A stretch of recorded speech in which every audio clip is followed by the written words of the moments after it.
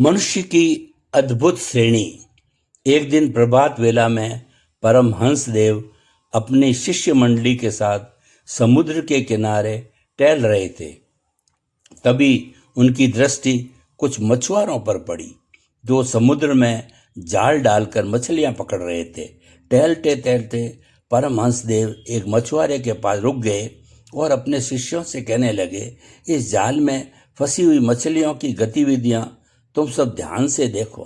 शिष्यों ने देखा कि कुछ मछलियां ऐसी है जो जाल में प्राणहीन सी निश्चल पड़ी है।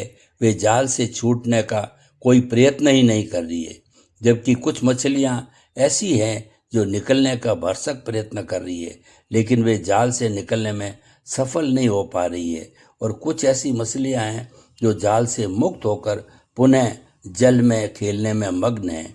शिष्य मछलियों का यह अद्भुत नज़ारा देखते देखते काफी आगे निकल गए, लेकिन परमहंस वहीं खड़े रहे और देखते रहे मछलियों की गतिविधियों को। कुछ ही देर बाद जब उन्हें शिष्यों का ध्यान आया तो उन्होंने जोर से आवाज लगाकर उन सबको अपने पास बुला लिया। जब शिष्य आ गए तो उन्होंने कहा, जिस प्रकार तुम्हें यह मछलियां 3 प्रकार की दिखाई दे रही है, वैसे ही अधिकतर मनुष्य भी 3 प्रकार के होते हैं। एक श्रेणी उन मनुष्यों की होती है जिनकी आत्मा ने बंधन को स्वीकार कर लिया है। अब वे भवसागर रूपी जाल से पार होने की बात ही नहीं सोचते। दूसरी श्रेणी ऐसे व्यक्तियों की है जो वीरों की तरह प्रयत्न तो करते हैं पर मुक्ति से वंचित रहते हैं। तीसरी श्रेणी उन लोगों की है जो प्रयत्न द्वारा एक न एक दिन मुक्ति पा ही लेते हैं। लेकिन इन दोनों में एक श्रेणी और होती है जो स्वयं को बचाए रहती है। तभी एक शिष्य ने प्रश्न किया, गुरुदेव वह श्रेणी कैसी होती है?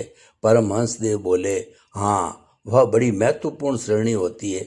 इस श्रेणी के मनुष्य जाल में कमल की तरह उन मछलियां जैसे होते हैं जो जाल के पास आती ही नहीं, और जब वे पास ही नहीं आती तो फंसने का प्रश्न ही नहीं उठता।